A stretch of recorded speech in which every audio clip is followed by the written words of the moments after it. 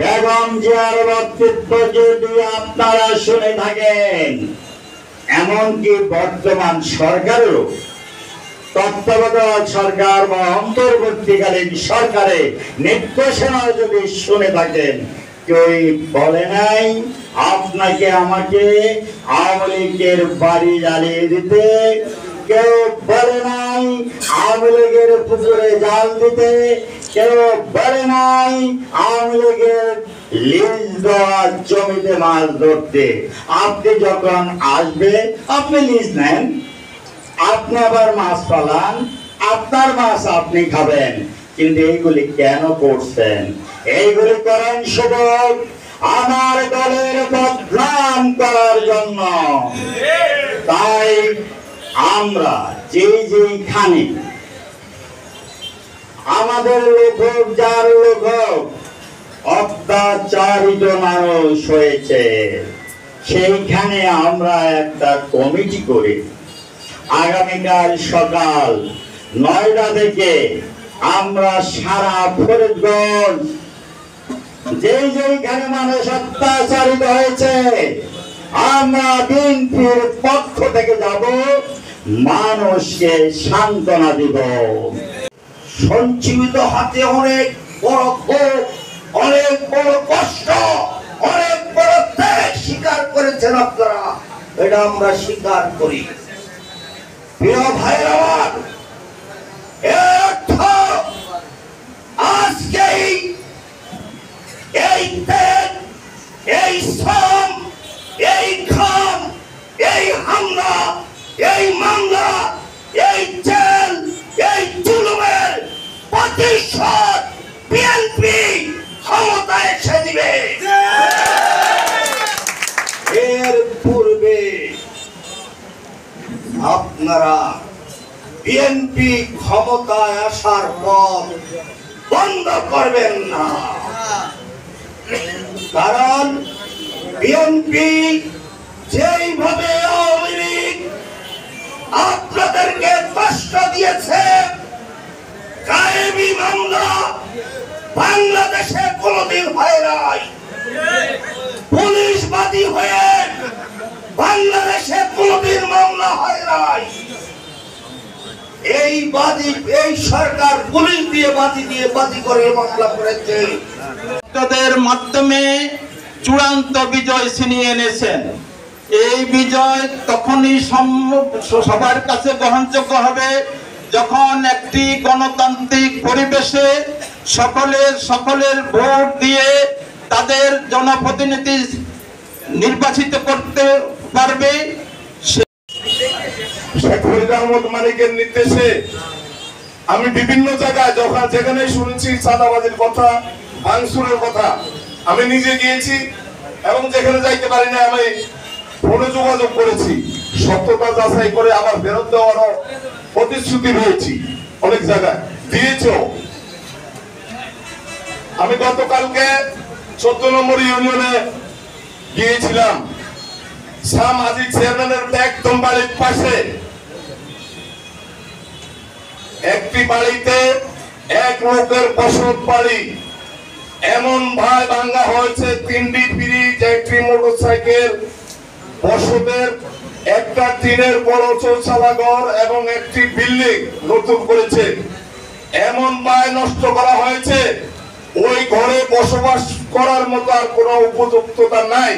সেই ফ্যামিলি এখন তার আত্মীয়ের বাড়িতে বসবাস করতেছে। আমরা যারা আছি আমরা সেইভাবে কোনো প্রতিকার করি নাই, নাইলে তারা কিভাবে হুন্ডা মিছিল করে উপরে ছিলেন বয়স হয়েছে তারা জানেন। তবে আমি বিএনপিকে খুব ভালোবাসি, যার কারণে সবসময় চিন্তা করতাম আমি কি মরার আগে বিএনপিকে দেখে যাবো যে ক্ষমতায় আসছে।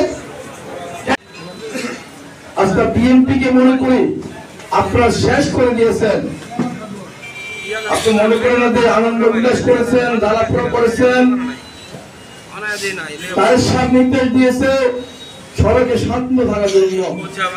আপনার নেতার কথা শুনেন নাই, আপনাদের বিভিন্ন পারিবারিক দ্বন্দ্ব আপনারা বিভিন্ন জায়গা করেছেন, আর বিএনপি কে বদনাম নেওয়ার জন্য এক শ্রেণীর মহল অফিস আদালত বিভিন্ন শিক্ষা প্রতিষ্ঠান হামলা করেছেন শুধু বিএনপি বলায় বদনাম দেওয়ার জন্য।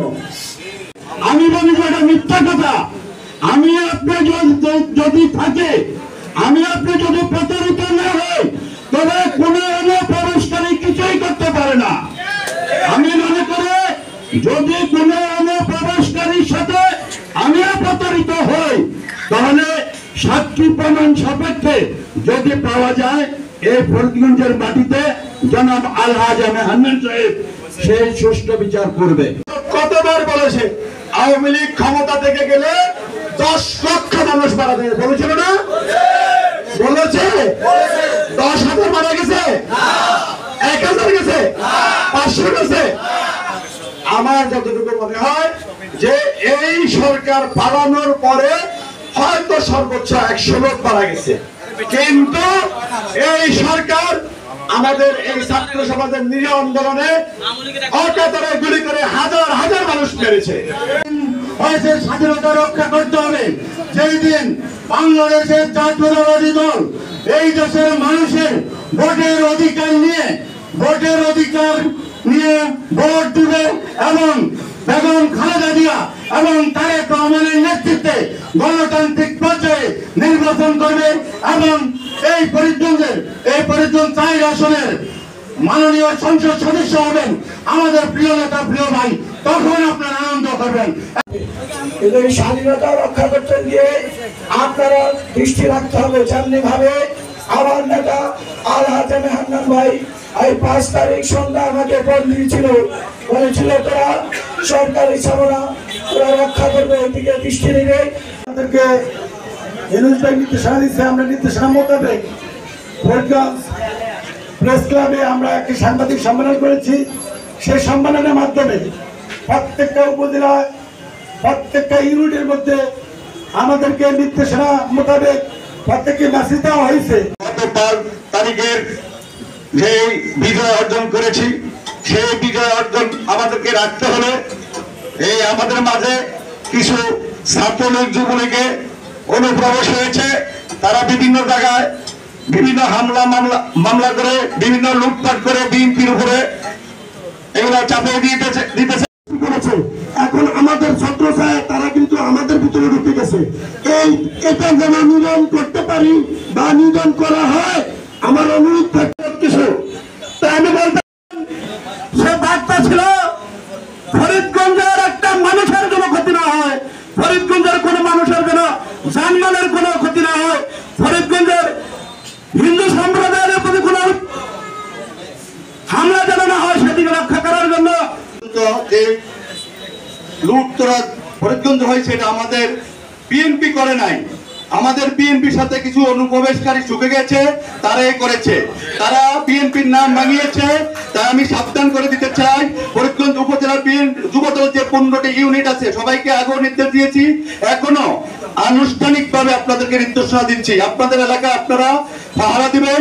নির্দেশনা দেওয়া হয়েছে গত 5 তারিখ থেকে শুরু করে আজ পর্যন্ত প্রত্যেকটা ইউনিয়নে বিএনপি যুবদল আলাদা মেহমান সাহেব লন্ডন থেকে বলে দিয়েছেন যে 5 তারিখ সন্ধ্যায় যে আমার ফরিদগঞ্জবাসীর পাশে আমি ছিলাম, অতীতে 30টি বছর ছিলাম, তোমরা এখনো কোনো ক্ষমতা আসো নাই, সামান্য জিনিসের জন্য, অল্পর জন্য তোমরা আমার 30 বছরের তোমরা মাটি দিও না।